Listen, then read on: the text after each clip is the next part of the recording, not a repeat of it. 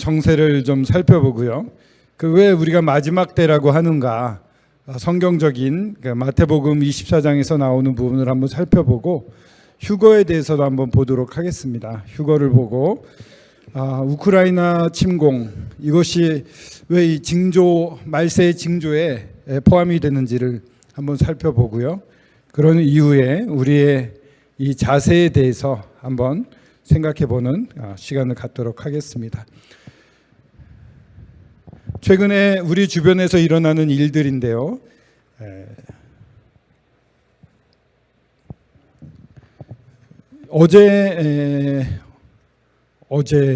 그저께군요. 금요일 날 토마호크 탑재 미국의 핵잠수함 미시간함이 부산항에 입항을 했습니다. NCG라고 워싱턴에서 우리 대통령과 미국의 바이든 대통령이 정상회담을 하면서 핵 억제력을 강화시키기 위한 방법으로 NCG라는 것을 만들었습니다. 그것은 이제 핵 협의 그룹이라고 합니다. 한국은 전술핵이 필요하지 않냐? 그 이유가 북한 때문이죠. 북한이 지금은 모든 종류의 모든 수준의 미사일을 거의 개발을 했습니다. 그러니까 북한이 가지고 있는 미사일로 한국을 공격하게 되면은 한국에는 패트리어트 3라든가 SM3라든가 사드라든가 여러 가지 미사일들이 있습니다. 날라오는 미사일을 맞춰서 떨어뜨리는 요격 미사일이라고 있는데 그걸 많이 개발을 했습니다만 장사정포를 포함해서 북한이 가지고 있는 화력을 한국에다 쏟아 부으면 역부족입니다. 미사일들을 못 막아냅니다. 구멍이 뻥뻥 뚫립니다. 거기다가 이제는 핵 미사일을 만들어 가지고 웬만한 스커트 A, B, C 300km, 500km 날아가는 스커트 미사일에도 핵탄두를 다 실을 수가 있습니다. 핵 공격을 할 생각을 하게 되면 한국은 완전히 속수무책으로 당할 수밖에 없습니다. 그러니까 한국 내에서 어떤 의논이 생기냐면은 우리도 전술핵이 필요하지 않겠느냐, 미사일을 들여왔으면 좋겠다, 개발하자, 이런 의견들이 굉장히 높아지고 있습니다.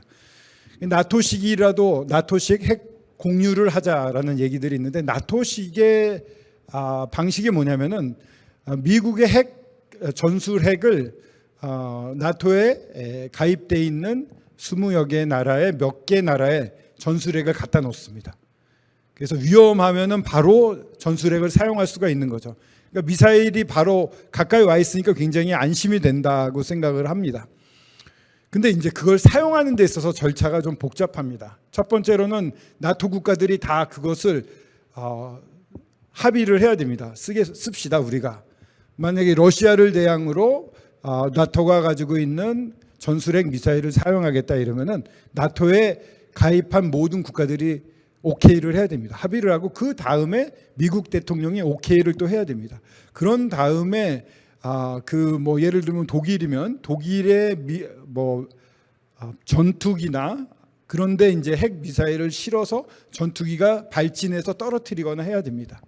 그러니까 단계가 여러 가지가 있습니다. 근데 이번에 한국이 미국과 맺은 약속은 할 라인을 개설해서 한반도에서 전술핵을 쓸 필요가 있다 이러면 대통령이 바로 바이든 대통령한테 전화를 합니다. 그래서 지금 사정이 이러니 전술핵이 필요하겠습니다 이러면 미국 대통령이 오케이만 하면 미군이 가지고 있는 전술핵이 바로 발사가 돼서 북한을 응징할 수가 있습니다.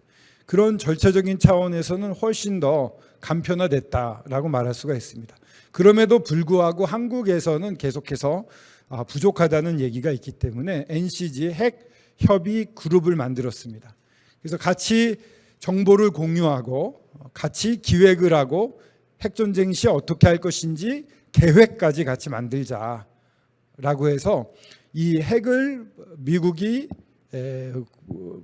공유하고 지원하는 데 있어서 빈틈이 없게끔 계획을 짜자고 지금 얘기가 되고 있는 것입니다.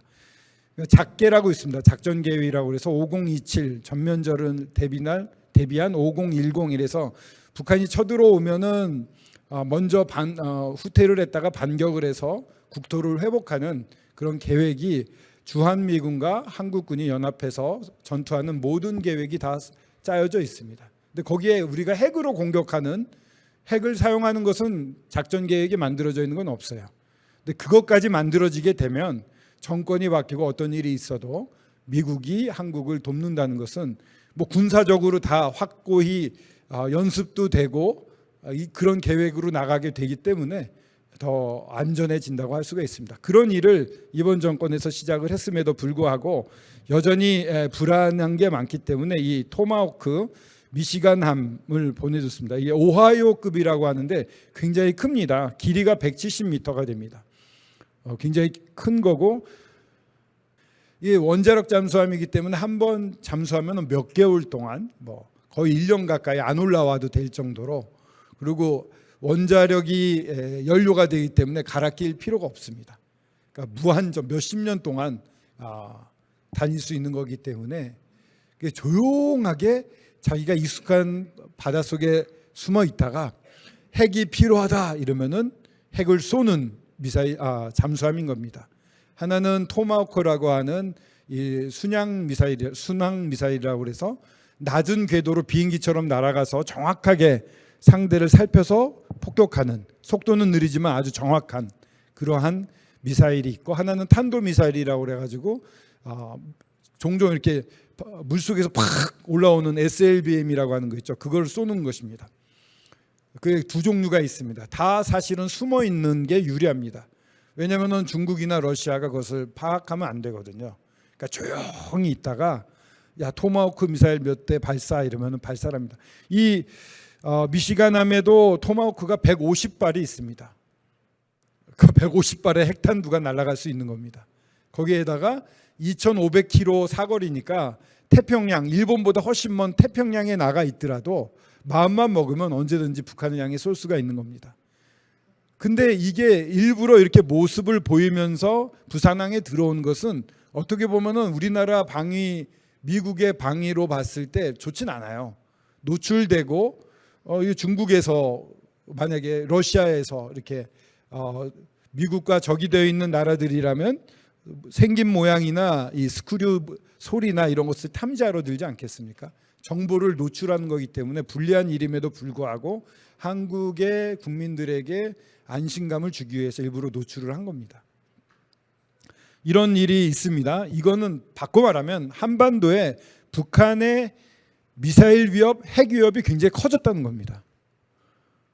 지금 북한의 탄두가 5킬로톤짜리 핵탄두를 얼마 전에 보여줬습니다.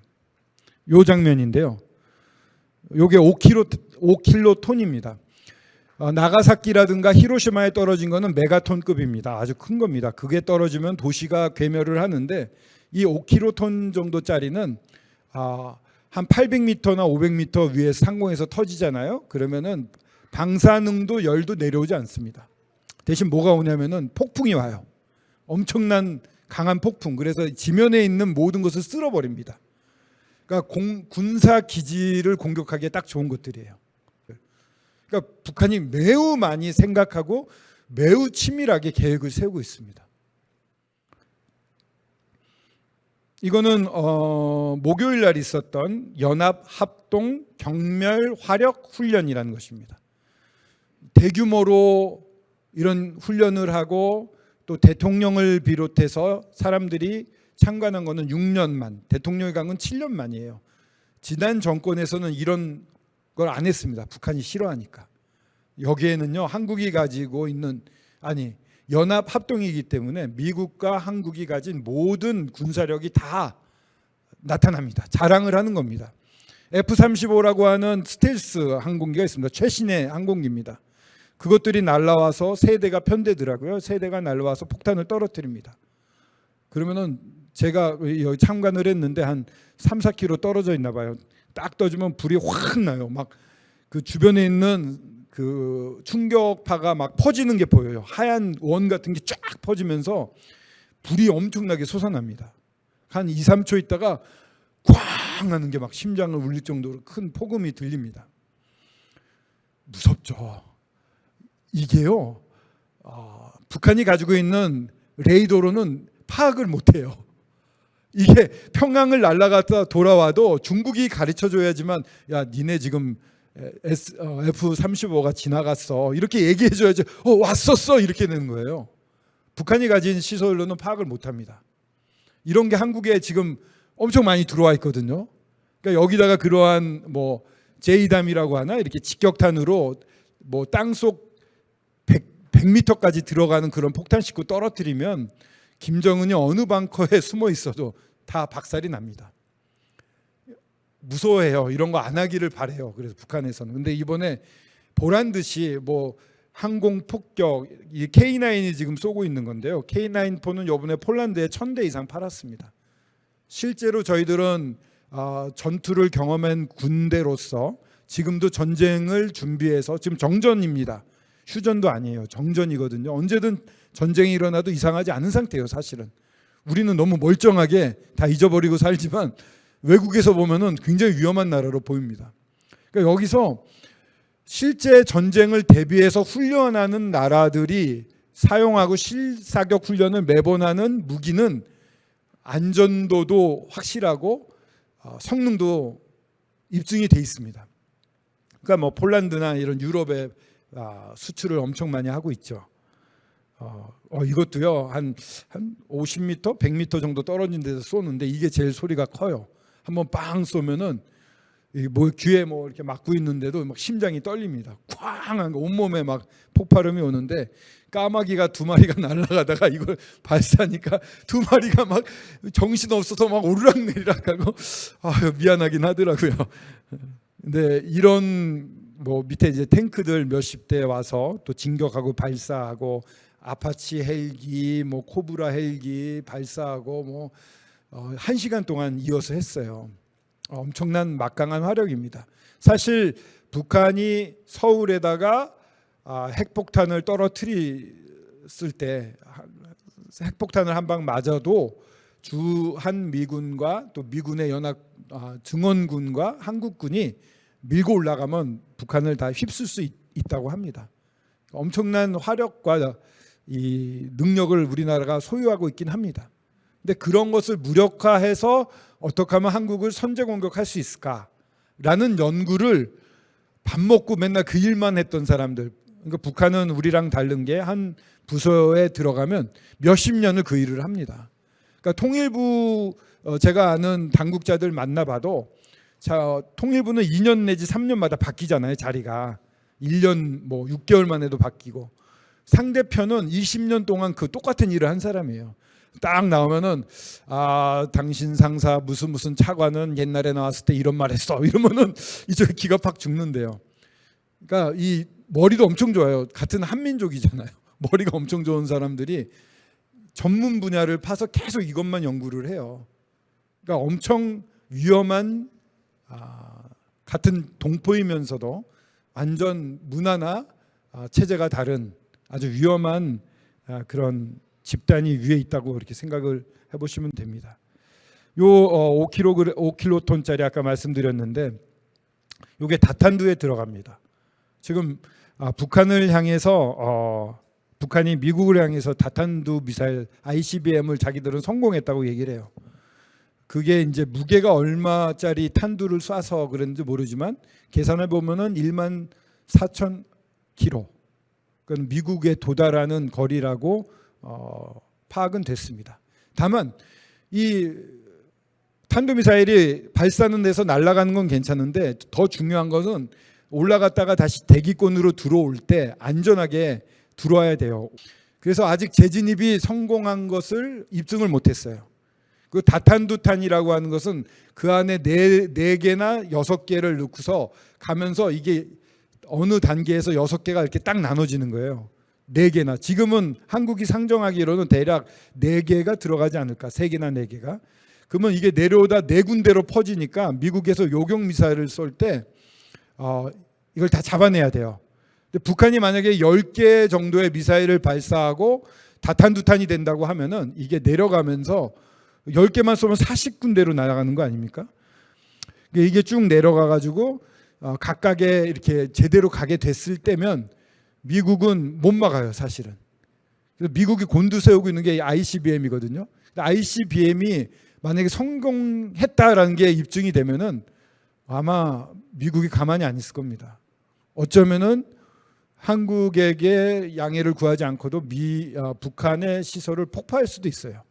공습을 할 수도 있어요. 주한 미군은 한국 대통령과 협의를 하게 돼 있지만은 그냥 미군 자체가 와서 폭격하는 건 우리가 뭐라고 못 하거든요.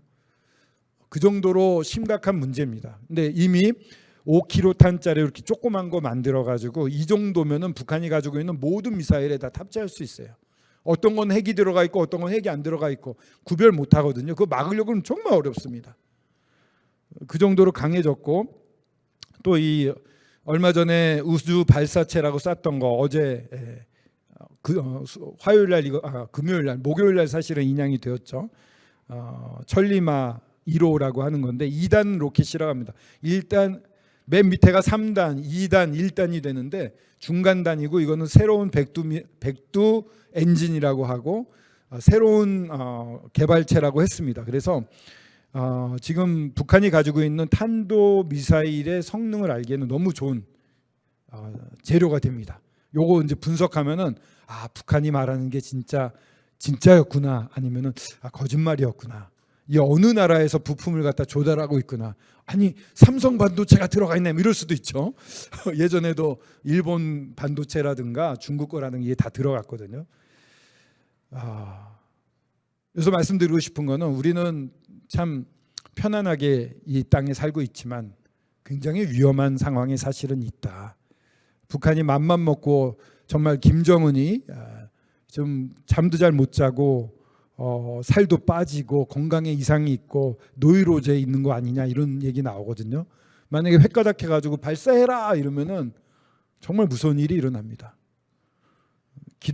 전쟁은 주님의 손에 잡혀 있는 거긴 합니다만, 저희들은 또 기도를 할 필요가 있다는 생각을 했고요. 또 주변 정세 중에 좀 이야기가 길어졌죠. 이게 뭔지 아십니까? 우리나라 걸까요? 중국입니다. 중국의 DF-26이라는 이건 지대지 미사일로 보였는데 동풍이라고 그러죠. 동풍이라고 씁니다. 이거는 사실은 중국에서 일본과 한국을 공격할 수 있는 지대지 미사일입니다. 왜 이 얘기를 꺼내냐면, 이번에 시진핑 국가주석이 작년 2022년 10월에 공산당 대회를 했죠. 그러면서 3연임에 들어갔습니다. 세 번째 연임에 들어갔습니다. 그러니까 지금까지 4년씩 몇 차례 했습니다. 그러면서 장기 집권의 길을 열어놨어요. 경제 강요도 예전에는 전문가들을 앉혔는데 지금은 측근들을 앉혔습니다. 중국의 경제가 좋아질 수가 없어요. 전문가가 아니라 측근들이 앉기 때문에. 그런 가운데 2027년까지 임기거든요. 그러면 그 다음에 또 연임을 하고 싶어 하겠죠. 그러려면은 공적이 필요합니다. 뭔가. 그리고 2027년은 중국군이 탄생한 지 100주년이 되는 해입니다. CIA 국장이 말하기를 2027년에 대만을 무력 통일하려고 침공할 것이다 라는 얘기를 했습니다. 그런 계획을 세우고 있다. 2027년까지 대만을 무력 침공할 수 있는 준비를 끝내라는 지시가 내려왔다고 얘기를 합니다. 그래서 2027년부터 2030년이 위험해 보인다고 합니다. 미국의 여러 연구기관들도 대만 침공은 거의 확실하다 이렇게 보고 있습니다. 자, 그러면 대만 침공이 일어나게 되면 무엇이 문제가 되느냐 하면은 미군이 대리전을 하게 되고요. 미군의 주요 전력은 한국에 있을까요? 일본에 있을까요? 혹시 아십니까? 한국에 있을까요? 일본에 있을까요? 일본에 있습니다. 한국에서 전쟁이 일어나면은 저희를 돕는 미군은 어디서 주로 올까요? 일본에서 옵니다. 후방 기지예요, 사실은. 미군 입장에서 보면 연합군 돼 있고, 연합군이 한국 전쟁이 일어나서 한국에 오려고 하면은 먼저 어디에 모입니까? 일본에 모입니다. 그래서 최비를 갖춰서 한국으로 출격합니다. 후방 기지입니다. 일본이 없으면 우리가 북한과 싸우기 어려워요. 근데 우리는 이제 일본은 큰일 나는 것처럼 생각하는데, 일본과 한국과 미국이 협력하지 않으면 여러 위협, 북한이나 중국이나 러시아의 위협에서 당해낼 수가 없습니다. 신냉전 체제라고 불리우기도 하는데 어쩔 수 없습니다. 진영 간에 이러한 것이 뚜렷해졌어요. 자유민주주의와 인권과 이런 또 자유와 민주주의와 인권, 이 가치를 공유하는 나라들이 한미일은 공유하고 있기 때문에 결속을 해야 됩니다. 그럼 대부분의 대만을 지원하는 병력들은 일본에서 오게 되고요. 그것을 중국 입장에서는 저지를 해야 됩니다. 만약에 이쪽에서도 참전하게 된다, 아니면 전략상 전술상 필요하다 그러면 평택 기지도 공격할 수 있습니다. 그럼 우리나라도 같이 전화를 입게 되는 겁니다. 공격받으면 한미 상호 방어 방위 조약이에요. 상호가 붙어 있습니다. 미군이 공격받으면 한국도 같이 참전해서 싸워야 됩니다. 우리는 늘 한국이 공격받으면 미국이 도와줘만 생각하는데, 미국이 공격받으면 한국도 도와줘야 돼요. 공격을 받게 되면, 주한 미군이 공격받게 되면 한국군도 자연스럽게 개입하게 됩니다. 자, 이때 이제 북한이 어떤 생각을 할지가 알 수가 없는 거예요. 그들은 이미 무시무시한 비대칭 전략인 핵 미사일 뿐만 아니라 화학, 생물학 미사일도 충분하거든요. 우리나라 정보기관이 70년대 초에 북한이 핵을 개발한다는 것을 알았어요. 그 간첩을 통해서 증언을 들었어요. 그럼에도 그걸 중시하지 않는 이유가, 핵을 뭘 만들 필요가 있나, 북한이 가지고 있는 생물학 무기와 화학 무기만 써도 한국은 초토화되는데 굳이 돈 들여가면 핵 만들겠어 해서 우리가 북한의 핵을 만드는 거에 대한 정보 집중을 안 했었어요. 그만큼 북한은 핵 외에도 무서운 것들이 많습니다. 살인 독가스라든가 뭐 천연두가 일어난다거나 살인 뭐 엄청 많아요. 그런 것을 활용해서 한국을 무력화시키거나 고립화시킬 수가 있어요. 이런 상황에 있습니다. 그러니까는 이게 겁을 자꾸 들이는 것 같지만 이게 현실이고 굉장히 위험한, 한국도 2030년 안에 전화에 휩쓸릴 수도 있다. 이런 부분을 저희들이 좀 기억하면서 이 마지막 때가 정말 왔구나라는 것을 실감할 수 있으면 좋겠고요. 이 마지막 때 재난의 시작, 마태복음 24장 3절 그리고 5, 6, 7, 8절인데요. 제자들이 여쭙습니다. 예수님께 마지막 때 무슨 일이 있겠냐고. 주의 임하심과 세상 끝에는 무슨 징조가 있겠습니까? 그때 이제 많은 사람이 내 이름을 와서 말한다. 내가 그리스도다. 한국의 자칭 그리스도가 얼마나 많습니까? 전 세계적으로 많죠. 그 당시에도 있었습니다. 초대교회 상태에도 그때에도 있었고요. 난리와 난리의 소문을 듣겠고, 난리가 얼마나 많습니까? 근데 아직 끝은 아니다 이랬습니다. 이 일이 1000몇백 년 동안 계속 이어졌던 것이에요. 근데 민족이 민족을, 나라가 나라를 대적하여 일어나겠고 곳곳에 기근과 지진이 있으리니 이 모든 것은 재난의 시작이라. 이렇게 되는데, 민족이 민족을, 나라가 나라를, 전문 용어라고 할까요? 이거는 히브리 사람들이 사용하는 표현입니다. 즉 전 민족이 내지는 전 국가가, 전 세계가, 이런 뜻이 있습니다. 이게 어원은 저기 구약에 있습니다. 에스겔서인가 거기 이렇게 나오는데, 이 이집트에서 전쟁이 일어날 거를 예견했는데 이집트 내에 나라가 나라를, 이런 표현이 있어요. 애굽에서.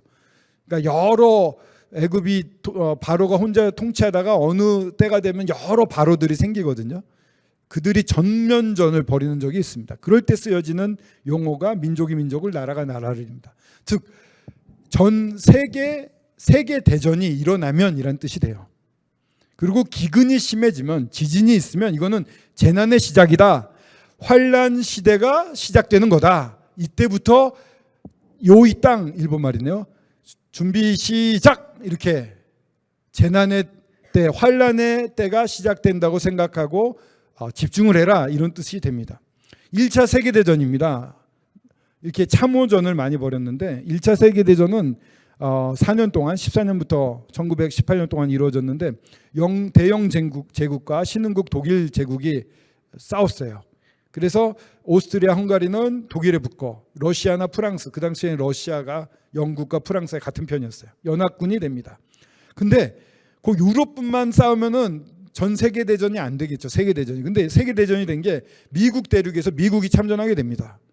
그 상선을 독일이 격침을 시키거든요. 그래서 참전하게 되고, 그리고 그거는 2차 세계대전인가 보다. 이거 하여튼 미국이 참전을 합니다. 러시아 혁명이나 영불 연합군이 패배하게 되면 미국 자체도 경제적으로 큰 피해를 입기 때문에 전쟁에 참여했고 또 경제적 이득을 얻을 수 있었죠. 일본도 참여합니다. 놀랍게도 일본은 이미 이때 영국과 동맹을 맺고 있었어요. 이미 러시아와 전쟁을 벌일 때 러일 전쟁을 벌일 때 일본은 이 채권을 들고 영국에 가서 팔았어요. 군자금 만들려고. 근데 유대인이 그것을 듣고 러시아에서 유대인들이 많이 학살을 당했거든요. 반유대 국가입니다, 러시아는. 그렇기 때문에 러시아랑 싸운다면 우리와 같은 편이다 해서 어떤 유대인 부호가, 그러니까 큰 은행장이 있었는데 그 은행장이 이 채권을 다 사줍니다. 그 러일 전쟁을 벌일 때 일본의 전함들이 새 거가 많았어요. 그 돈으로. 그래서 전쟁에 이기고 그러면서 영국과 동맹을 맺은 상태를 이어갑니다. 그러니까 그레이트 워라는 말을 합니다. 러시아가 남하를 계속 하려고 그러거든요. 바닷가 있는 대로. 근데 이쪽에 유럽 쪽은 영국이 거의 막았어요. 근데 아시아에서 내려오는 거는 영국이 여기까지 못 하는데 그걸 일본한테 부탁하는 꼴이 된 거죠. 영일 동맹은 영국에게도 일본에도 좋았던 거예요. 이게 이제 남하하는 것을 막았다. 이렇게 이제 이런 관점에서도 볼 수가 있는데 일본도 참전을 하게 됩니다. 선전포고하고 싸우게 됩니다.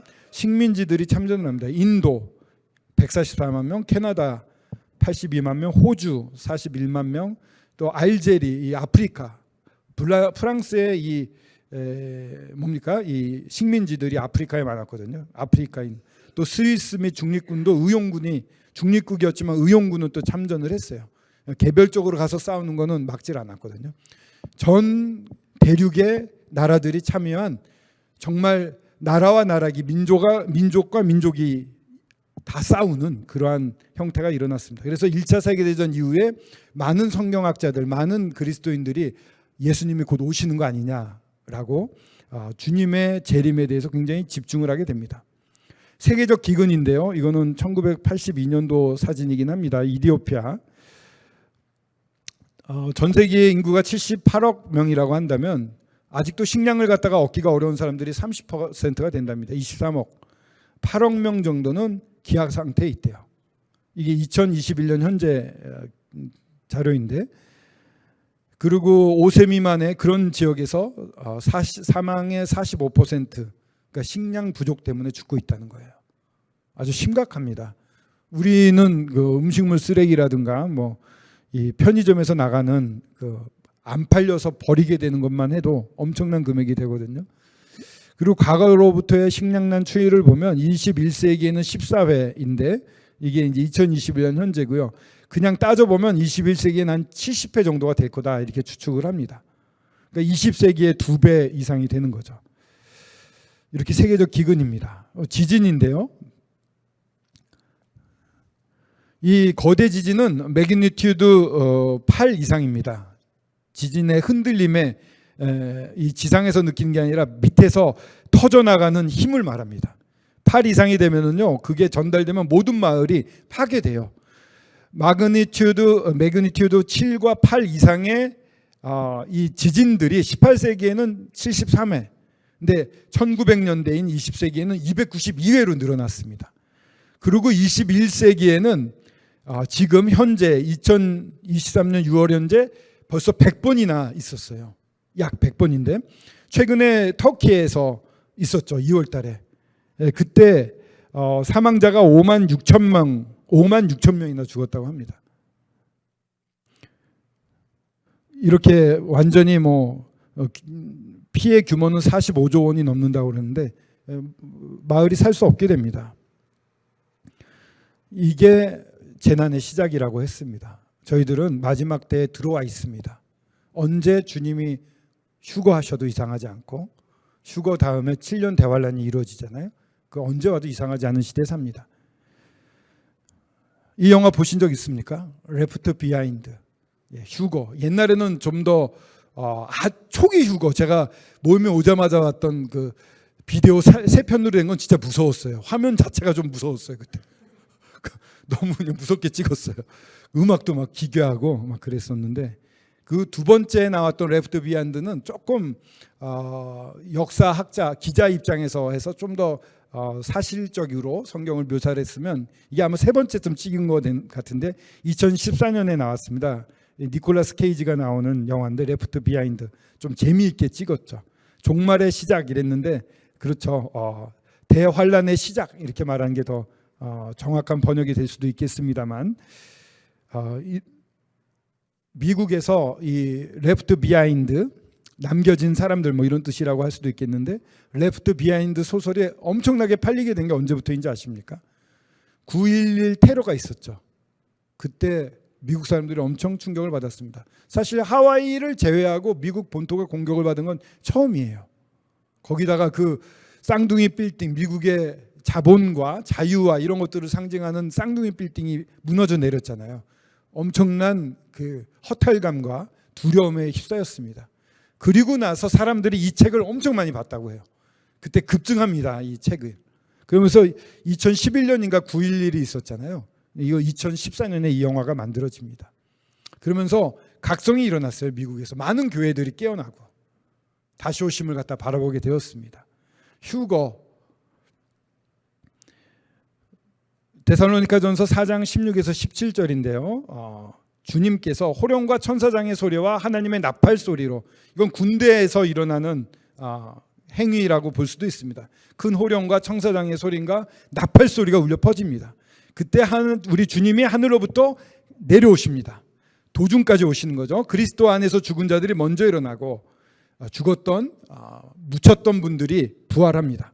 그리고 우리도 그 후에 우리 살아남은 자들도 그들과 함께 구름 속으로 끌어올려 같이 올라갑니다. 올라가기는 그쪽이 먼저 변화되고 같이 올라가는데 아마 어떤 형제님도 이렇게 표현을 했는데 눈을 지금 제가 이제 말씀을 이렇게 앞에서 나누지 않습니까? 눈을 딱 떴더니 주님이 앞에 딱 나타나는 거죠.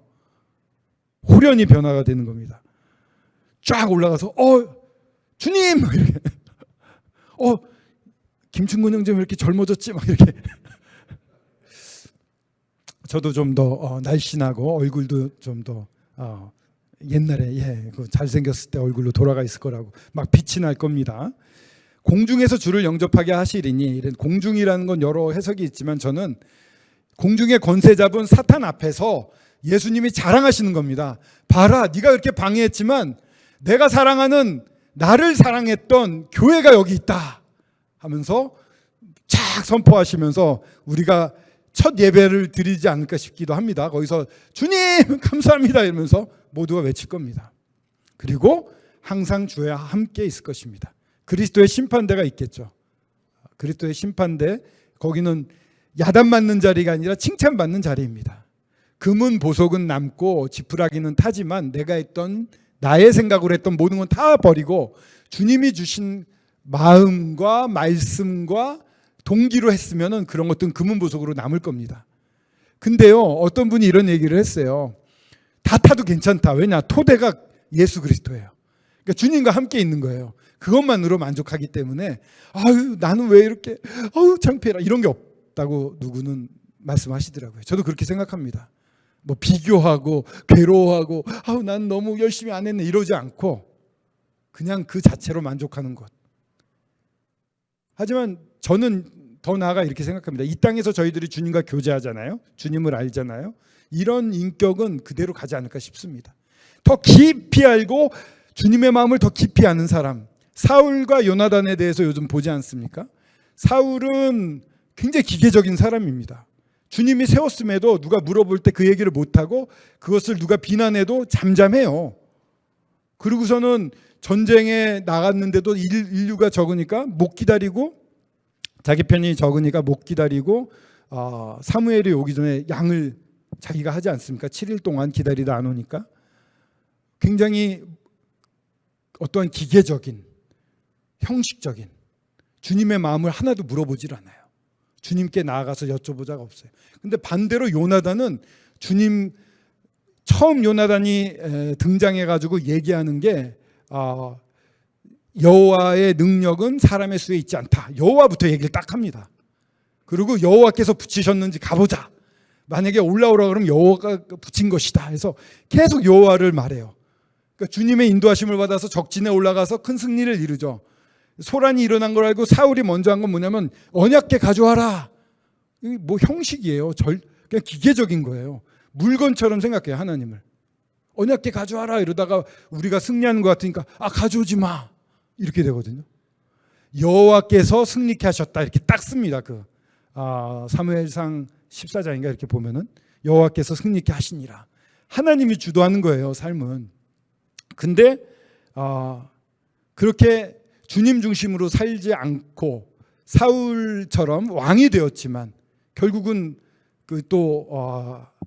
아멜렉의 그 양들 이런 걸 좀 진멸하지 않잖아요. 그냥 남겨두잖아요. 그러니까 하나님께 버림을 받게 되는데 기회를 몇 번 줬어요. 그 전쟁이 일어날 때도 요나단이 승리할 때도 왕이 된 지 2년 동안 주님과 어떤 교제를 했냐 하면은 기계적이고 그냥 대상이지 정말 마음을 열고 가까이 가서 주님을 알려고 하지 않았어요. 근데 너무 신기한 게 요나단은 그런 아빠 밑에서 자랐음에도 불구하고 주님의 마음을 읽을 줄 알고 주님을 의지하는 사람이 됐습니다. 우리가 이 땅에 살면서 그리스도인으로 살지만 어떤 사람으로 사느냐는 천차만별일 수 있어요. 주님 앞에 나아가서 주님의 마음을 여쭙고 주님이 보여주시는 것을 정말 확신하고 기쁨으로 사는 사람이 있는가 하면 좀 죄송한 얘기지만 주일만 나오고 그냥 뭐 이 정도 했으면 됐어. 예배 시간 끝나고 많이 나가시거든요.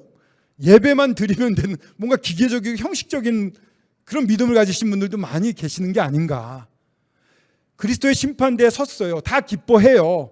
근데 이제 7년 대환란이 있지만 7년 동안 하나님의 혼인장치가 있고 그 다음에 지상재림을 하지 않습니까? 주님과 함께 이 땅을 심판하러 오고 심판 후에는 천년왕국에 다스립니다. 그때 몇 골씩 그리스도인들에게 맡긴다고 하셨어요. 우리가 하늘의 본부를 두고 땅에 와서 이렇게 하는 변화된 몸을 입은 사람들이고 그 당시에 7년 대환란에 살아남은 사람들이나 그 사람들을 통해서 또 자손을 낳겠죠. 7년 환란 동안 이 땅에 속한 분들도 있을 겁니다. 악이 없어진 상태이기 때문에 굉장히 평화로울 겁니다. 그때 예수님이 우리 주님이 대사로 보낼 사람들은 어떤 사람들일까요? 이 나라를 다스리게 할 때 대통령이 측근들을 미국, 중국, 러시아, 일본 이런 데 대통령의 측근을 보냅니다. 대사로 보냅니다. 왜요? 대통령의 철학을 알고 대통령이 한마디에도 이건 이런 뜻이야 라고 알아듣는 신뢰할 수 있는 사람을 보내거든요. 이 땅에 몇 골을 맡길 때 어떤 사람 보내겠어요? 주님이 그냥 기계적으로 사는 사람 보내겠어요? 예전부터 마음을 깊이 알고 그 기뻐하고 주님 작은 믿음이지만 주님이 원하시면은 하고 제가 좋아하는 형제님도 베드로를 되게 좋아해요. 저도 되게 좋아해요. 왜 그렇습니까? 오라 이랬더니 그 물결을 걸었어요. 실수는 하더라도 나아가는 사람, 주님의 말 듣고 따르고자 하는 사람, 주님이 바로 건져주시잖아요. 그리고 양을 먹이라는 놀라운 일을 맡기시잖아요. 그렇게 주님의 마음을 두근거리게 하는 그 두근거림이 전이 돼서 나도 두근거리는 이런 그리스도인으로 살기를 주님 원하시는 거죠. 그래서 주와 함께 항상 있는데 어떤 상태로 있느냐는 다를 수가 있다는 생각을 합니다. 저는 주님을 더 맛보고 더 기뻐할 수 있어요. 성장한, 그러니까 저희가 허니민이 어렸을 때 이런 패밀리 레스토랑 같은 데 이렇게 양식을 먹으러 가면 우리는 스테이키를 썹니다 막. 근데 애들은 어린이 정식을 사줘요. 그러면 이렇게 볶음밥 이렇게 나오고 오므라이스 이만큼 나오고 거기다 국기 꽂혀 있고 막 그런 거. 저희들은 안 먹죠, 어른들은. 근데 허니민이는 너무 좋아해요. 그걸로 스테이크 오히려 싫어하죠. 그런 것 같아요. 그리스도의 심판되는 천국은 장성한 만큼 누릴 수 있는 것, 그러나 불평하지 않고 다 좋아하는 것. 어떤 준비를 우리가 하고 살고 있는가, 어떻게 살고 있는지 여쭤봤고요. 휴거에 대해서 계속 이어서 말씀드리면 비밀을 말한다고 합니다. 이건 고린도전서 15장인데 너에게 비밀을 미스테리온이라는 헬라어가 쓰여집니다. 미스테리온인데 이 비밀이라는 것은요, 몇 사람만 알고 있는 비밀이 아니라 어느 시대까지는 다 감춰져 있다, 이런 뜻이 있습니다. 구약까지는 감춰져 있던 것인데 이게 이제 모든 사람에게 시기가 되었기 때문에 알려지는 것, 이게 여기서 말하는 비밀입니다.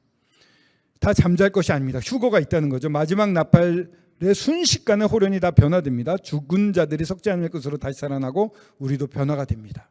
그리고 어떻게 변화되냐, 우리의 낮은 몸을 자기 영광의 몸의 형체와 같이 변하게 하시리라. 저희 몸은 예수 그리스도와 같은 몸이 됩니다. 부활의 몸이 됩니다. 자, 이제 휴거가 일어났을 때 일어나는 세계적 영향, 이거는 이제 여러 상황을 보면서 제가 묵상했던 부분입니다. 이 부분을 말씀드리면, 천부인권, 사람에게는 하늘로부터 주어진 권리가 있다. 너무 당연하죠. 지금 인권의 기본이 여기서 납니다. 대한민국 인권의 기본이 여기서 시작이 되는 거예요.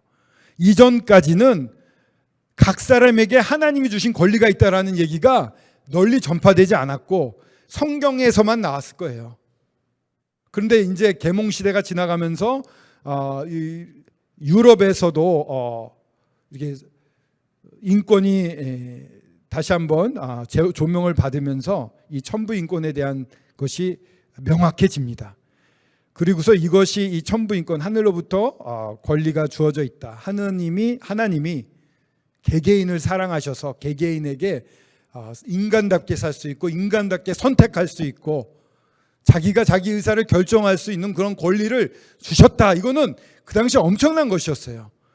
노예제도가 있었잖아요. 이 링컨이 여기에 참여해 있습니다만 그 미국에서도 노예 전쟁도 있었고 노예제도가 그대로 유지가 됐고 아예 이 인종차별이 없어지는 게 1970년, 80년 지나서도 지금도 사실은 남아있긴 합니다만 이게 아예 법적으로도 보장이 안 되던 시기였죠.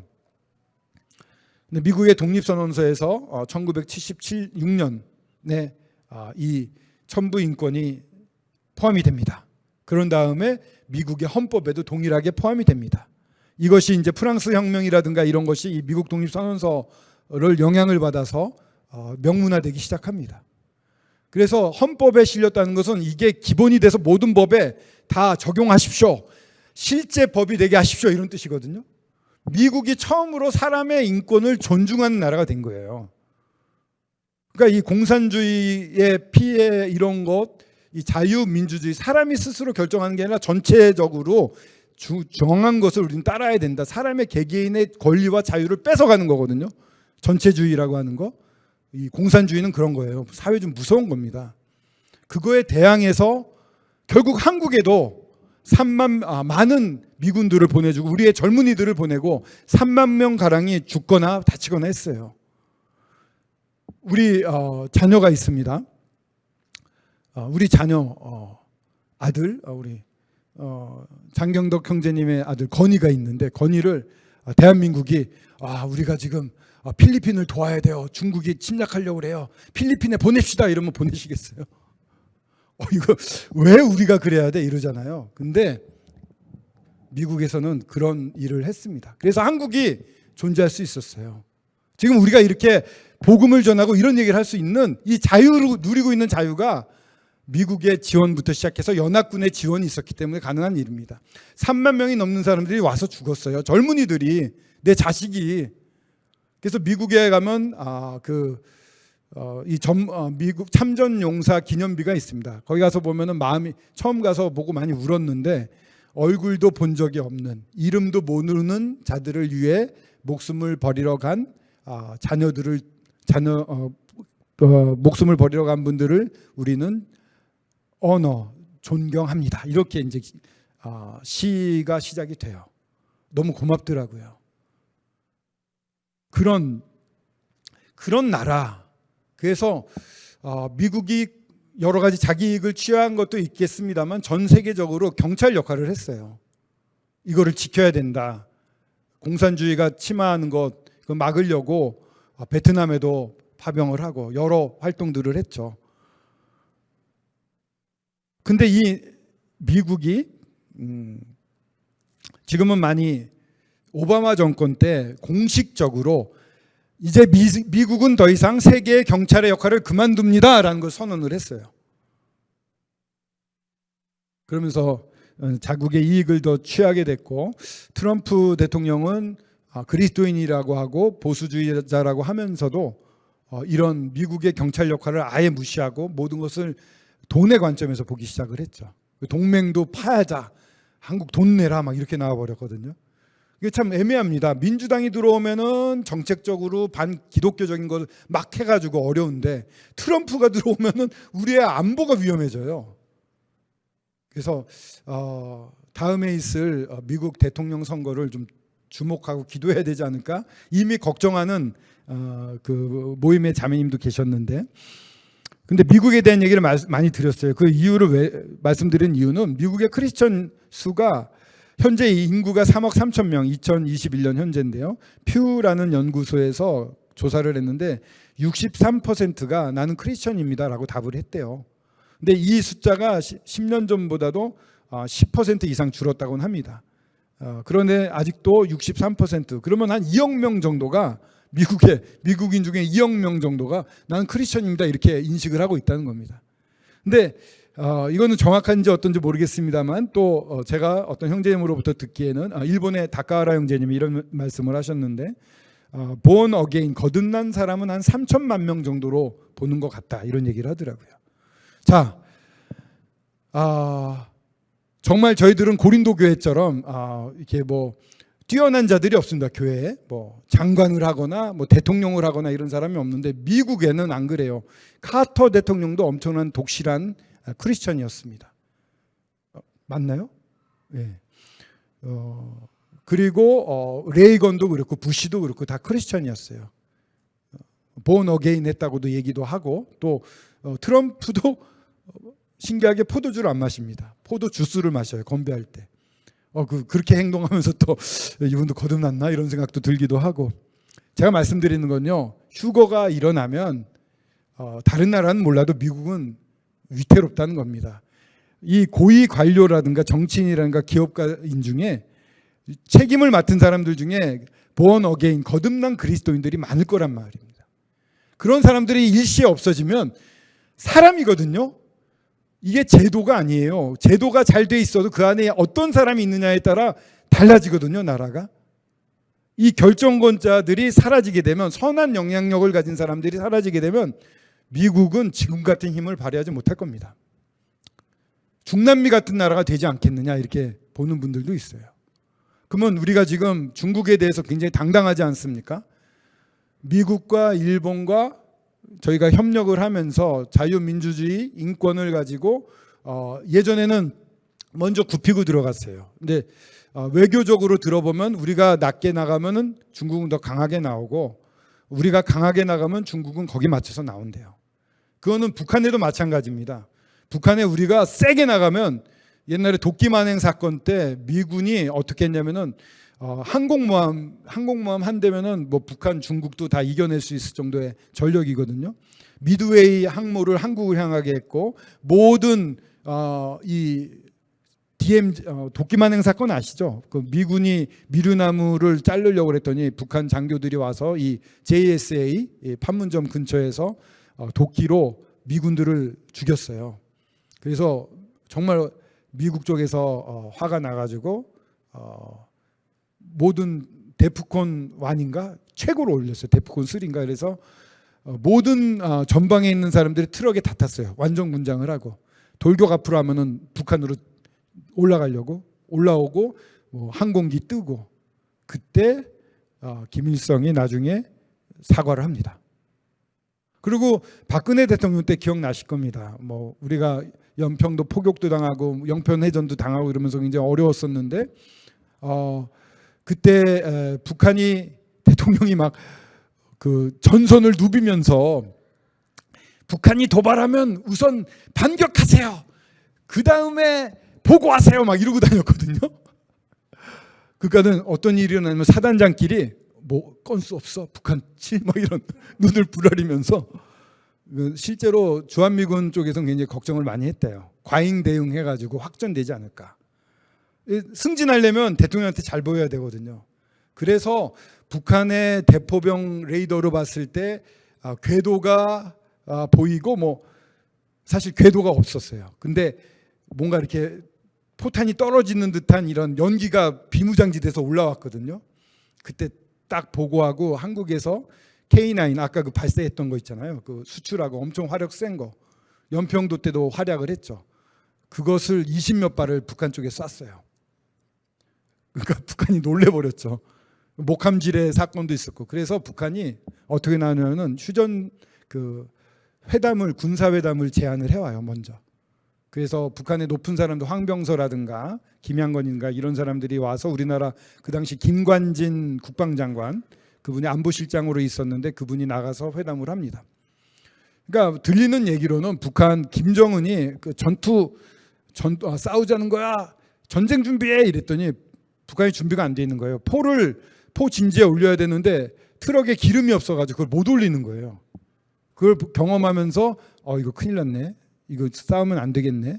이런 걸 깨달았고 정말 한국군이 오히려 북침하려고 하는 거 아닌가? 좀 살펴봐라. 이런 상황을 가지고 내려왔다는 거예요. 근데 이제 얘기를 해보니까 화장실 같은 데서 그 높은 사람들이 회담장은요 카메라들이 다 설치되어 있고 다 녹음이 됩니다. 그러니까 다 알아요. 대통령도 알려면 앓고 한국에서 다 듣습니다. 그래서 이렇게 해봐 이렇게 이제 지령도 나오고 북한은 그런 내용을 갖다가 북한에 그렇게 실시간 안 되면 보고를 하고 지령을 또 받아가지고 회의를 합니다. 그런 상황이었는데 화장실 같은 데는 그런 게 없거든요. 화장실에 와서 북한의 높은 사람이 한국의 높은 사람한테 제발 좀 봐주십시오 이런 얘기를 했다는 거예요. 그러니까 강하게 나가면 북한 수굴입니다. 이명박 대통령 천안함이 아니라 연평도 포격당했을 때 미사일단 비행기가 떠 있었거든요. 쏘라고 그랬어도 북한은 그 당시에 확전할 생각이 없었어요. 그냥 확전하려면은 군대들을 모아놨어야 되는데 안 모았어요. 뒤에다가 이렇게 놨지. 그렇기 때문에 우리가 공격을 했어도 확전이 안 됐을 텐데 좀 그런 결단을 못 내렸죠. 더 세게 나갔으면 그 다음에 여러 도발들이 없었을 텐데 이런 긴 말씀을 드렸는데 이렇게 강하게 나가면은 북한이 수그러듭니다. 어디서 이 탈선을 했죠? 이렇게 많이 왔죠. 얘기가 혼란의 가중인데 저희가 이렇게 강하게 할 수 있는 것 그렇죠. 강하게 할 수 있는 것은 한미일 공조가 잘 되고 있기 때문입니다. 정치적으로 안정이 돼 있기 때문에. 근데 미국이 쇠락하게 되면 한국이나 일본은 굉장한 영향을 받게 됩니다. 그리고 이쪽에 전체주의 국가인 북한이라든가 중국이라든가 러시아의 힘이 더 강해지고 영향을 더 많이 받겠죠. 한국이 받게 되는 혼란은 훨씬 많아질 겁니다. 휴거가 일어나면 이런 일이 일어날 것이라고 예측을 해볼 수 있고요. 어디일까요? 우크라이나입니다. 러시아가 침공을 했습니다. 누가 그런 얘기를 합니다. 아니 뭐 휴전하면 되지. 그러면은 사람 안 죽고 조준 거 아니야? 근데 그렇지 않아요. 우선 러시아는 유엔 안보리 상임이사국입니다. 안보리의 상임이사국이 지켜야 될 것은 전쟁을 막는 일이에요. 무력으로 다른 나라 침공하는 거 막는 일을 하라고 이사국으로 되어 있고 유엔 헌장에 무력 침략은 안 된다고 확실하게 써 있는데 그걸 어기고 상임이사국인 러시아가 먼저 침공을 했어요. 말도 안 되는 일입니다. NPT라고 핵 확산 금지 조약이라고 있습니다. 핵을 가진 몇 개 나라들이 우리는 이 핵을 가지고 확산 안 할게. 다른 나라 안 줄게. 그리고 핵 안 가진 나라는 공격 안 할게. 그러니까 너희들도 핵 가지지 마. 해서 전 세계가 핵을 안 만들고 지금 가지고 있는 핵무기를 줄여가는 추세에 있습니다.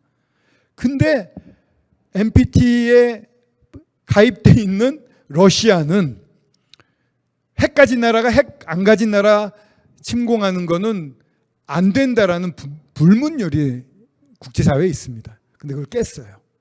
깼을 뿐만 아니라 벨라루시에 자기 전술에 갖다 놨다, 우리 쓸 수 있다, 이런 위협을 합니다. 아주 나쁜 나라예요, 러시아. 이러면 안 돼요. 세계 질서를 완전 바꿔버리는 일이에요. 푸틴이 근데 이거는 괜찮아, 원래 우크라이나는 우리랑 같은 나라야, 이렇게 얘기를 합니다. 옛날에 중국이 한국을 몽골이 한국 원나라가 와서 한국을 막 지배하고 그런 적 있잖아요. 옛날에 우리가 한국 지배했으니까 몽골이 와가지고 너희 우리 이제 통합해야 돼, 우리가 쳐들어가도 돼, 막 이렇게 말해도 되면 안 되거든요. 키예프 공국, 그러니까 키이우라고 하죠. 키이우 공국이라고 말하면 되는데, 이제 키예프 공국이라고 해서 그런 러시아 지역에 나라가 있었습니다. 13세기에 몽골이 쳐들어와요. 몽골이 우리나라도 점령했을 뿐만 아니라 일본도 침략했고, 중앙아시아는 물론이고 유럽까지 넘어갑니다. 그래서 러시아의 이 원류국인 키예프 공국을 침략을 해서 지배를 합니다. 근데 이 우크라이나 동쪽은 몽골이 지배를 했는데 서쪽은 사실 폴란드가 지배를 합니다. 250년 동안 지배를 하기 때문에 문화가 완전 달라지고 생각하는 게 달라졌어요. 그러니까 다른 나라처럼 돼버린 것이죠. 그런데 지금 이 러시아의 국민 정서는 이 1990년대에 러시아 소련이 붕괴되지 않습니까? 그러면서 서방 지역에서부터의 이런 여러 제재가 있었어요. 경제가 굉장히 아주 나빠졌습니다. 뭐 그 인플레가 몇천 %가 올라갔다고 해요. 돈이 막 무용지물이 되고, 피해 의식이 있어요. 서방 국가들이 제재를 하고 서방 국가들이 우리를 괴롭혀서 우리가 힘들어졌다, 이거는 안갚음을 해야 돼라는 국가적인 이 상처가 있습니다.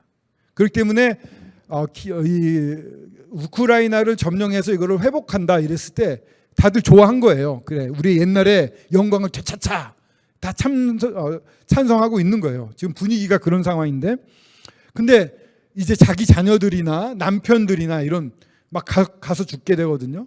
얘기 들어보니까 죄수들을 데려다가 전쟁터에 보낸대요, 우선은. 그리고 최근에는 뭐 어느 나라를 뽑아서 또 보내기도 하고 하는데 여론이 나빠지고 있습니다. 근데 재밌는 게 푸틴을 비난하잖아요. 그러면 실종됩니다. 무서워요. 대통령을 우리나라에서 비난 그렇게 심하게 해도 멀쩡하지 않습니까? 러시아에서는 사라져요. 시체로 발견되고 암살되고 그래요. 그렇게 해서 누르고 있습니다. 그런데 이 점점 경제가 나빠져요. 무기도 제대로 못 만듭니다. 그래서 최신 탱크를 못 만들어요. 그 하이테크 병기를 만들기 위해서 냉장고를 분해해서 거기는 반도체를 빼가지고 낄 정도예요. 지금 제재가 심하니까 부품도 안 들어오고 점점 삶은 어려워지고 있습니다. 정신승리하고 있는 거죠. 우크라이나 입장에서 보면요, 러시아 혁명 때 1900년대 초에 독립을 합니다. 독립의 단맛을 맛봤는데 소비에트 연방이 생기면서 다시 침공을 해와요. 스탈린이 홀로도모르, 홀로도는 기근, 모르는 죽음, 이런 뜻이래요. 우크라이나어라고 하더라고요. 홀로도모르, 굶겨 죽이는 정책을 폈어요. 1932년부터 33년 동안 우크라이나 사람 330만 명이 아사에서 죽었습니다. 저항 세력들 다 진압했고, 여기 우크라이나의 국기가 위에는 파랗고 밑에는 노란색이잖아요. 파란 하늘에 이 밀이 가득 차 있다, 이런 뜻이에요. 이 엄청난 곡식이 재배가 되는 곳이거든요. 이걸 안 주고 굶기면서 수탈해서 수출을 한 거예요. 외화를 벌여서, 그 당시만 해도 후진국이었던 소비에트가 이 1927년인가 대공황이 오지 않습니까? 전 세계의 GDP가 15%인가 떨어진대요. 완전 다 도산하고 난리가 났는데 얘네들은 이 돈으로 경제를 살렸어요. 경제 5개년 계획을 해서 경제를 살리고, 이런 일을 하고 있는지 밖에서 몰랐죠. 돈을 이렇게 번 것으로 자기네 나라의 공업을 살리면서 팔아, 공산주의가 이렇게 훌륭하다, 우리는 발전한다, 이런 것으로 사용을 했어요. 그것을 경험해 본 거예요. 우크라이나 사람들은 소련, 러시아한테 다시 점령을 당하면 어떤 일을 당할지 아는 거예요. 전쟁에서도 많은 그 사람들이 레이프를 당합니다. 그리고 죽임을 당해요. 얼마나 끔찍합니까? 수만 명의 아이들이 납치를 당했어요. 우크라이나 아이들. 러시아에 데리고 가서 세뇌 교육을 합니다. 러시아를 증오하도록. 우리 귀여운 우리 결이나 예? 그런 아이들 데려와 가지고 세뇌 교육하는 거예요. 납치해 가지고. 이런 게 지금 일어나는 거예요. 저 옆에 보이는 사진은 그 당시에 굶어 죽기 전에 사람들의 사진이라고 해서 이렇게 게재를 해봤습니다. 끔찍하지 않습니까? 이게 성경에 예언되고 있는 에스겔에 나오는 곡과 마곡의 전쟁, 2700년 전에 쓰여진 성경의 예언이 입증되고 있습니다. 예언 그대로 이루어지고 있어요. 성경은 정말 놀라운 책입니다. 2700년도에 쓰여졌던 그 사실이 지금 눈앞에서 일어나고 있어요. 아랍 연맹 정상회의라는 게 이루어졌습니다. 여기 길쭉한 분이 신사가 사우디의 사람 인사에 이러한 영접을 받고 있죠. 이 사람이 누구냐면요, 아사드라는 시리아의 아사드 대통령입니다. 웃고 있죠? 잘생겼어요? 밑에는 젤렌스키입니다. 젤렌스키가 G7 일본에서 할 때 오지 않았습니까? 오기 전에 먼저 이 아랍 연맹 정상회의에 가서 연설을 하고 그 사람들 앞에서 놓고 연설하고 일본으로 넘어왔어요. 근데요, 시리아의 아사드는 어떤 사람이면 14년 전에 시리아 반군들, 자기 국민들을 제압하려고 살인가스, 화생방 이런 화학무기를 쓴 사람이에요. 그래서 자기네 백성들을 대량 살육한 사람입니다. 그리고 러시아에 요청을 해서 공중 폭격을 수십 차례 했어요. 그리고 이란에 요청해서 이란의 민병대가 와서 시리아 반군들을 소탕하는 데 썼어요.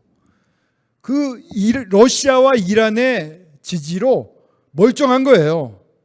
예전에 이 중동의 예를 들어 카타피, 리비아의 카타피라든가 이라크의 사담 후세인 같은 사람들은 말로가 비참했잖아요. 막 그 굴에 숨겨져 있다가 발견돼서 막 얻어 터져가지고 피 철철 흘리고, 카타피 같은 경우에는 교수형에서 이렇게 냉장고에다 이렇게 붙들어 매놓고 막 시체를 사람들이 훼손하고 그랬다고 합니다. 그렇게 끔찍한 말로를 걸을 줄 알았는데 시리아의 이 아사드는 그렇지 않아요. 12년 전에 아랍 연맹 정상회의에서 넌 너무 끔찍해, 참혹한 짓을 했어, 범죄자야 해서 내쫓았다가 12년 만에 다시 초청을 받은 겁니다. 왜 그래요? 뒤에 러시아와 이란이 백업을 해주기 때문입니다. 근데 젤렌스키는 침공을 당해서 그것을 호소하러 갔는데 백성을 위하는 사람과 백성을 죽이는 사람들이 이렇게 서로 연설하는 모습을 보게 됐는데, 에스겔 38장에 보면은 인자야 너는 마곡 땅에 있는 로스와 메섹과 두발 왕 곧 고객의 얼굴을 향하고 그에게 예언하여 2700년 전에 에스겔을 통해서 하나님이 하신 예언입니다. 여기서 말하는 마곡 땅이라고 나오는데, 마곡은 요세푸스라고 들어보셨습니까? 1세기의 성경학자입니다. 유다야 고대사라는 것을 쓰죠. 그 빌라도의 고백인가 그런 것도 썼습니다. 요세푸스가 쓴 책에 보면은 마곡 땅이라 함은 이 흑해와 카스피해 중간 땅부터 북쪽이다 이렇게 말합니다. 요즘 빨갛게 이렇게 쫙 쳐놨는데 러시아입니다. 바로 마곡 땅은 러시아를 말합니다. 곡이라고 말하는 것은 뭐 총리, 대통령, 수령 뭐 이런 칭호입니다. 러시아의 황제의 칭호입니다. 그러니까 러시아 대통령에 대한 러시아 대통령에 대한 예언입니다. 너에게 갈고리로 내 아가리를 깨고, 뭔가에 굉장히 탐욕스럽게 물려서 나오는 모습을 보게 됩니다. 밑에 말씀을 보면 이 마곡, 러시아가 이스라엘을 침략하는 이유는 경제적 이유라고 쓰여져 있습니다. 이스라엘의 풍요를 보고 그것을 뺏으러 간다고 쓰여져 있습니다. 그리고 여기 보면은 함께 혼자 가는 게 아니라 바사, 구스, 고멜, 붓과 고멜, 또 도갈마 이런 나라들과 함께 간다고 하는데, 바사는 페르시아입니다. 페르시아 왕국, 지금의 이란입니다. 그 도갈마는 터키예요. 자, 그 당시는요, 2700년 전에는 페르시아는 대왕국이었어요. 바사는 메데바사 이렇게 나오지 않습니까? 지금의 미국 같은 나라입니다. 근데 그 당시 마곡 땅에는 야만인만 좀 살았어요. 야만족이 미국을, 그러니까 예를 들어 뭐 아주 보잘것없는 변방의 나라가 미국을 이끌고 어디를 쳐들어가자 이런 꼴이랑 똑같은 얘기예요. 말이 안 되잖아요. 2700년 전에는 불가능했습니다. 근데 지금은 그게 말이 되는 겁니다. 이란과 아까 말씀드렸던 시리아, 이란과 러시아와 터키가 지금 힘을 합치고 있습니다. 터키는요, 여기 잘 보이시는 튀르키예라고 되어 있는데 러시아랑 접경이 맞붙어 있습니다. 그래서 16번 이상의 전쟁을 벌여서 터키가 대부분 졌어요. 한국과 일본이 가까운 나라로서 감정이 나쁘듯이 굉장히 감정이 안 좋은데 지금은 쫙 붙어 있습니다. 삼각 동맹을 하고 있어요. 그리고 보시다시피 러시아가 쳐들어 내려오려면 이 터키를 거쳐서 시리아를 거쳐야 돼요. 아까 시리아에 대해서는 이란과 러시아가 협력해서 자기 편 만들었다고 그러잖아요.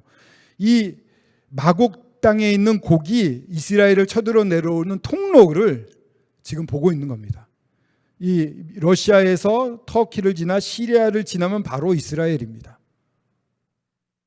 그 당시에는 상상을 할 수 없었던 일이 지금 일어나고 있습니다. 이 사진을 안 보여드렸군요. 죄송합니다. 저 위에 빨간 게 러시아입니다. 빨갛게 친 게 거기서 튀르키예, 이 터키를 지나서 시리아를 지나서 바로 레바논으로 이스라엘로 들어오게 됩니다.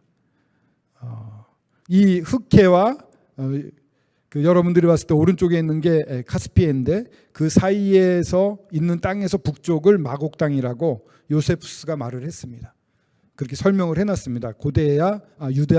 유다야 고대사에 보면 1세기, 2세기에 쓰여진 책인데, 그래서 러시아가 틀림이 없고 아까 말했던 바사는 이란이고요. 도갈마는 튀르키예, 터키를 말하는데 연합군으로 5개 나라가 함께해서 이제 이스라엘을 쳐들어가게 됩니다. 그러한 정세가 그 당시에 있을 수 없었던 것이 2700년이 지난 지금은 가능해지고 있습니다. 한 가지 더 말씀드리면 러시아랑 터키가 사이가 안 좋았다고 그러는데 이란은 2차 세계대전 끝난 다음에 미국의 가장 큰 지원을 받던 나라예요. 친미 국가였습니다. 그래서 친미 국가였기 때문에 이란이 러시아랑 또 터키랑 같이 손을 잡을 거라는 아무도 생각 못했어요. 그런 게 지금은 눈앞에서 일어나고 있습니다. 자, 마지막으로 교훈입니다. 믿음을 보겠느냐? 성경에 보면은 내가 다시 왔을 때 너희의 믿음을 보겠느냐 이 말씀이 있습니다. 그래서 성도들의 믿음이 약해진다고 저희들은 알고 있었는데 사실은 그 대상은 유대인이에요. 마지막 때 유대인들은 주님 앞에 회개를 못하고 7년 대환란에 들어가서야 나중에 회개하는 일이 일어나게 되는데 성도들은 반대라는 거예요. 말씀드리자면 여기 결혼식 사진이 있습니다. 얼마 전에 우리 하늘 형제와 예은자매 결혼식 잘 찍었죠. 예. 근데 결혼하기 전에 신부들은 어떻게 합니까? 몸가짐도 깨끗이 하고 잘 단정히 가꾸죠. 자연스럽게 이렇게 됩니다. 주님이 저희를 데리러 올 때 교회는 어떻게 되겠습니까? 거룩함을 유지하고 더 주님의 알맞는 합당한 신부가 되려고, 교회가 되려고 준비를 할 겁니다. 그러니까 거룩하고 회개가 일어나고 거룩하고 주님을 따르려고 하는 움직임이 주님이 가까워지면 가까울수록 생긴다고 믿습니다. 마지막 때 나는 교회의 스타인가? 스스로 타락하는 게 아니라 스타, 와 멋있어 오빠 스타. 여러분들 스타입니까? 누나 언니 뭐라고 그래야 되죠? 스타입니까? 두 번째, 나는 복음을 전하고 있습니까? 나는 하나님의 일, 교회를 세우는 일을 하고 있습니까? 이걸 여쭤보고 싶어요. 첫 번째로 스타라고 한 거는 뭐냐면요, 이거 많이 제가 나눠서 아실 겁니다. 존 레녹스라는 형제님이 계세요. 옥스퍼드 교수입니다. 수학에 관련된 교수를 하시는 분인데 모임 형제님이에요. 그래서 영국에서 하나님은 없다라고 주장하는 과학자들과 TV 토론 같은 거 하잖아요. 그때 이제 레녹스 형제님이 나가서 하나님은 살아계시다라는 얘기를 하시는 분이에요. 그분이 예전에 국제 수양회 말레이시아에서 하실 때 오셔서 말씀을 전한 적이 있습니다. 계시록을 보시면서 이런 얘기를 했어요. 그의 오른손에 7별이 있고 그의 입에서 좌우에 날성검이 나오고 그 얼굴은 해가 힘있게 비치는 것 같더라. 이 구절을 읽으시고 나서 별 얘기를 하면서 스타, 아유 스타? 딱 이렇게 물어보시더라고요. 여러분 스타냐고요? 교회 안에서 반짝반짝 빛나서 많은 사람들이 나 저 사람처럼 되고 싶어 라는 그런 영감을 주고 순종하게끔 동기부여를 하는 사람이냐고요. 왜 그걸 못하냐고 막 얘기하시더라고요. 모든 능력 다 주셨는데 주님께서 명령으로 주신 게 거룩함이다 이러면서 이 주님의 부활의 능력이 에베소서 1장에 보면 부활의 능력이 이미 우리에게 주어졌다고 말합니다. 즉 주님이 경험하셨던 모든 것을 경험할 수 있는 능력을 다 이미 주셨어요. 우리가 믿음으로 그것을 한 발자국 나아가면 베드로가 물 위를 걷듯이 내 것이 되는 겁니다. 왜 안 하고 계십니까? 왜 스타가 안 됩니까? 왜 성도들을 일깨우지 않습니까? 데살로니가 전서를 요새 계속 묵상을 해서요. 들으신 분들도 계시겠습니다만 이 복음이 전파될 때요. 큰 능력과 또한 두 번째 줄이에요. 능력과 성령과 큰 확신으로 복음이 전파돼요. 능력이 나타납니다. 이게 사람의 능력이 아니라 성령이 충만한 가운데 나타나는 능력입니다. 성령이 함께 하시는 거죠. 큰 확신, 전하는 사람도 확신이 있고요.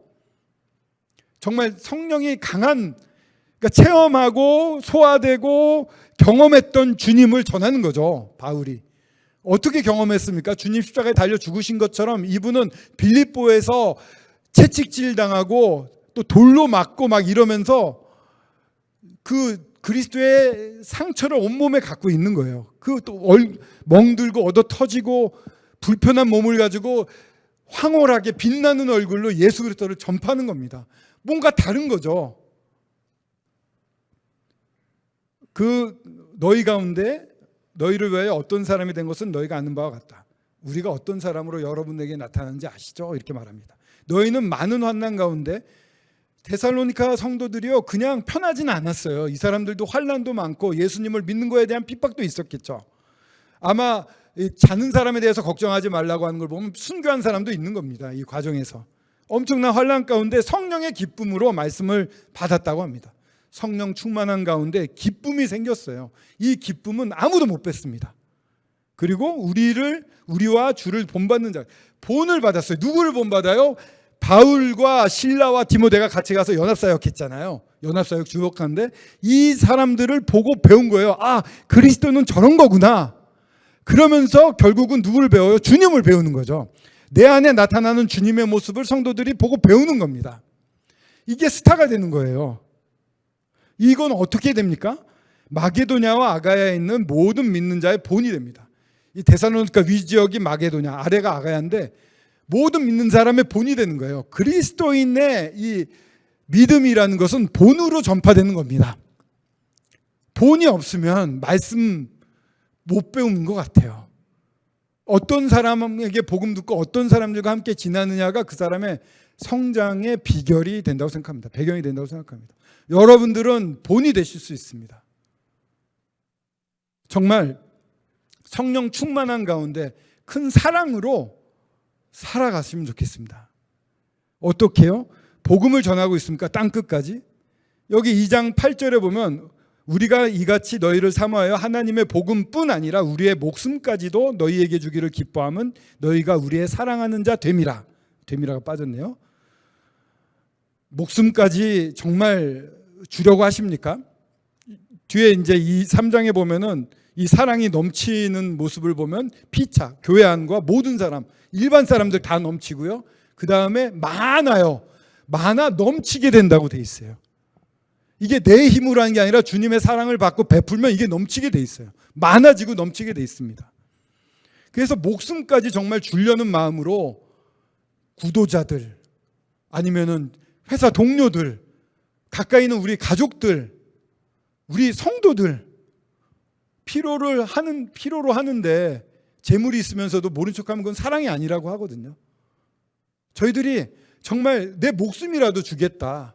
뭐 좀 자랑도 아니고 좀 어리석은 생각일지 모르지만 아내랑 상담은 안 했습니다만 선교사 중에 한 분이 신장이 안 좋다고 그래가지고 하나를 수술하면 좋겠다. 무슨 형인가 혈액형을 물어본 적이 있었어요.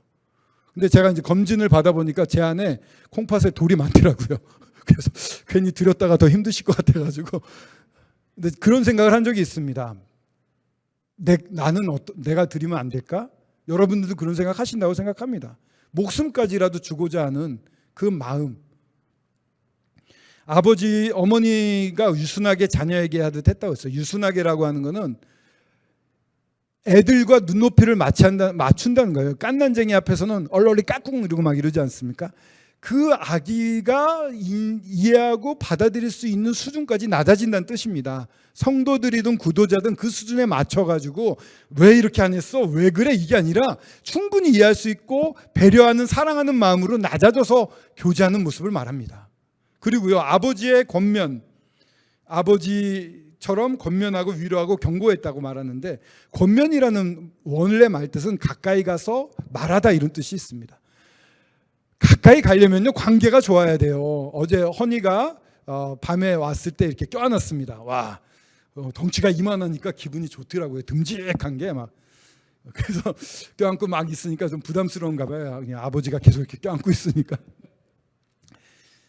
허니와 저하고의 이 관계는 굉장히 가깝다고 믿습니다. 허니도 편하게 모든 얘기를 하고 교제를 잘합니다. 가까이 가서 큰 소리 안 내요. 그냥 소근소근 너의 앞으로의 그 이제 뭐 임용고사를 본다고 하는데 그 이후에 사실은 이제 뭐 주님의 부르심을 받은 게 있었거든요. 그거에 대한 확인을 하고 거기에 대해서 또 얘기 듣고 그러면 어떻게 진로를 하면 좋겠다 이걸 아주 편하게 얘기를 합니다. 서로 사랑 가운데. 이게 이제 권면이에요. 사실은 먼저 관계가 가까워져야 됩니다. 그냥 거리 있는데 이거야 이렇게 말하면 그건 아니라고 생각합니다. 아버지의 권면은 무서운 아버지도 있지만 인자한 아버지를 저는 생각합니다. 그 위로해주고 믿음이 연약하지 않습니까? 많은 경우 세웁니다. 경고라고 하는 것은 증인의 삶 이런 뜻도 있습니다. 내가 사는 것처럼 이렇게 살면 좋겠고 이런 건 피했으면 좋겠어. 내가 경험해봤는데 이게 맞는 것 같아 라고 말할 수 있는, 그렇게 우리가 이런 자세로 목숨까지 드리는 마음으로 복음 전하고 계십니까? 전에도 말씀드렸습니다마는 그 청량리에서 막 이렇게 벽에다가 사람을 밀어붙이고 열심히 복음 전하는 분들 막 벽에 밀려가지고 이러고 있었대요. 다 우리 모임 동대문 교회 성도들이 그렇게 들이밀고 지나가던 길 가던 사람이 버스 기다리다가 막 듣고 그랬다고 하는데, 그렇게 뭐 과잉되게 하자는 얘기는 아니지만 정말 입을 열어서 이 좋으신 분을 전하고 계십니까? 시작하잖아요. 열잖아요. 그러면은 기회를 많이 주시고 부드럽게 할 수 있는 지혜도 주셔요. 시작을 안 하면 처음 시작하기가 너무 어려워요. 입을 열어야 됩니다. 이 좋잖아요. 입을 열어서 하는 거. 그리고 자, 이 3장 2절 3절인데요. 우리 형제 곧 그리스도의 복음을 전하는 하나님의 일꾼인 디모데를 보내노니 이렇게 되어 있습니다. 우리 형제, 이 디모데를 호칭한 걸 잘 보십시오. 형제라고 하죠. 그리스도의 복음을 전한다고 하죠. 하나님의 일꾼이라고 하잖아요. 이 일꾼이라는 말을 하나님의 일꾼을 우리의 동역자, 우리의 일꾼 이런 식으로 바꾸는 경우도 있었대요. 하나님의 일꾼은 너무 높은 거예요, 포지션이. 근데 원래 뜻을 하나님의 동역 일꾼 이런 뜻이 가지고 있습니다. 그 디모데가 했던 일이 제가 이해할 때는 너희를 굳건하게 하는 것 첫 번째, 너희의 믿음에 대해서 위로하는 것 두 번째, 환난 중에 흔들리지 않게 하는 것 세 번째입니다. 이게 하나님의 일이라는 거예요. 이거 우리가 성도들에게 하는 거예요. 굳건하게 하는 겁니다. 믿음엔 여러 가지가 있다고 해요. 거듭나는 구원도 있고 믿음도 있고 또 이제 지금 현재를 살면서 주님이 나를 보호하시고 선히 인도하신다는 믿음도 있고 부활과 승천과 다시 오심과 천년왕국과 이런 교리적인 거에 대한 믿음, 이런 것들을 굳건하게 하고 위로해 주는 겁니다. 생각나게 하고 주님을 바라보게 하는 거죠.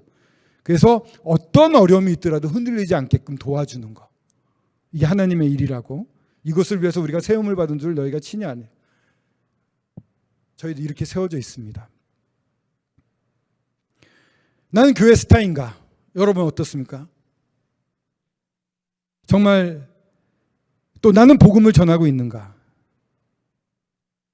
그 나는 하나님의 일, 교회를 세우고 있는가? 마지막 때입니다. 시간이 별로 없습니다. 근데 시간이 없어서 쫓겨서 하는 것보다는 이 좋으신 주님 때문에, 주님의 사랑이 내 안에 넘치기 때문에 이런 일을 할 수 있으면 좋겠습니다. 여러분들은 교회의 스타가 될 수 있어요. 스타이십니다. 그리고 입을 열어 복음 전하기에 충분한 능력이 이미 다 주어져 있습니다. 구원 간증만 해도 돼요. 그리고 성도 세우는 거, 이거 남한테 미룰 일이 아닙니다. 바로 오늘 내가 하면 됩니다. 하나님의 일이에요. 하나님의 동역 일꾼으로 세워주신다는 거예요. 하나님과 함께 일할 수 있는 엄청난 특권이 되는 겁니다. 하나님 기뻐하시겠죠.